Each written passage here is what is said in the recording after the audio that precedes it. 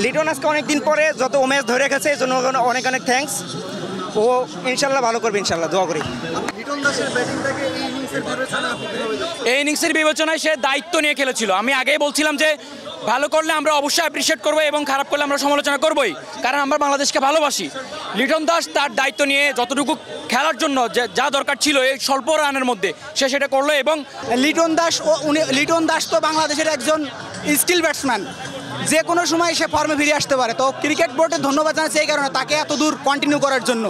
তো আজকে কিন্তু দেখেন লিটন দাস কিন্তু ধরে খেলেছে বলে ম্যাচটা কিন্তু আমরা আজকে উইন হইতে পারছি। তো thank you for Liton Das. Liton Das যে খেলা দেখিয়েছে, আমি আশা করি এই বিশ্বকাপে আরও ভালো খেলবে লিটন দাস।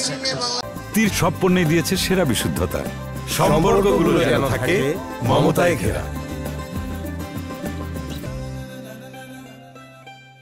লিটন দাস তো ক্লাসিক্যাল প্লেয়ার, অনেক ভালো প্লেয়ার, দীর্ঘদিন সে রানে নাই, আজকে সে ঠান্ডা মাথায় খেলছে। আসলে এই যে বাংলাদেশের এই রানের যে জয়টা, 2 উইকেটের জয়, লিটন দাস এবং তৌহিদ হৃদয়, শেষে মাহমুদুল্লাহ হৃদয়, এদের অবদান।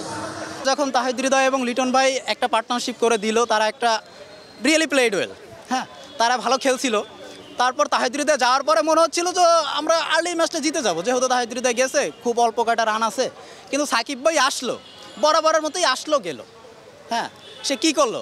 সে বিশ্বের 1 নম্বর অলরাউন্ডার, তার কাছ থেকে তো আমরা ভালো কিছু প্রত্যাশা করি।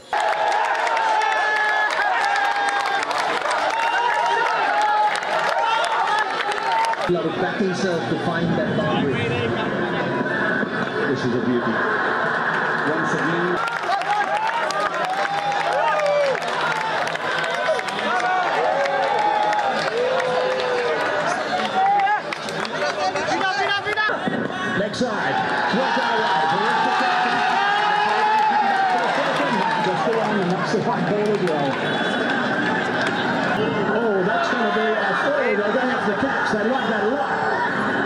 Little down.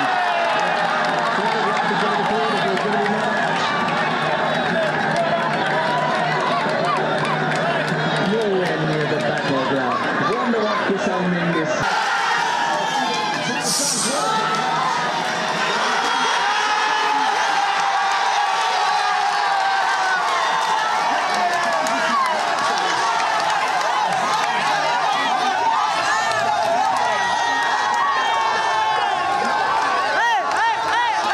ম্যাচ কেমন দেখলেন?